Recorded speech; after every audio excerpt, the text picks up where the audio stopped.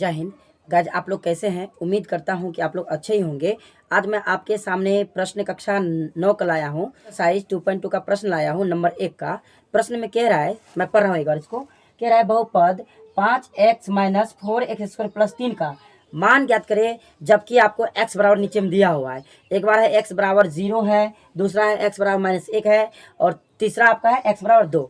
इस तरह से हम इनका मान ज्ञात करेंगे। इसमें कह रहा है जबकि x बराबर दिया हुआ है, तो हमें क्या करना है, इसका मान ज्ञात करना है। तो चलिए हम इनको करते हैं। मैं लिख दिया हूँ हल। मैं प्रश्न नंबर 1 को हल कर रहा हूँ। लिखता हूँ चूंकि दिया है, चूंकि दिया है।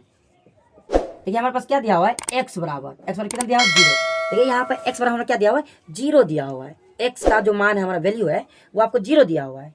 तो हमको क्या करना है, इसीलिए आपका समीकरण दिया हुआ, इसलिए बहुपद आपको कितना दिया हुआ है, बहुपद बराबर आपको कितना दिया हुआ है, 5x minus 4x square plus का 3। आपके सामने ये बहुपद दिया हुआ है।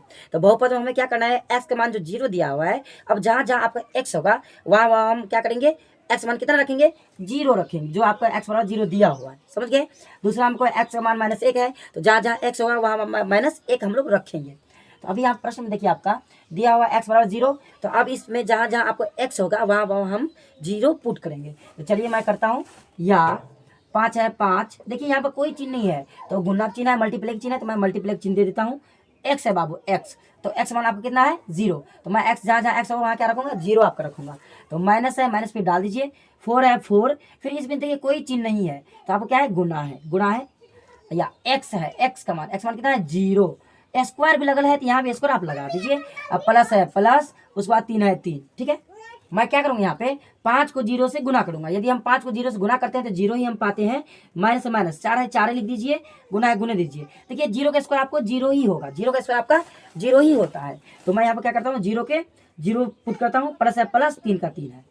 अब देखिए आपको या x माइनस, आपको पहले 0 को 0 लिख दीजिए, माइनस माइनस। यदि आप 4 को 0 से गुना करते हैं तो आप 0 ही पाते हैं। जब हम लोग 4 को अगर 0 से मल्टीप्लाई करेंगे तो वी गेट नाउ 0।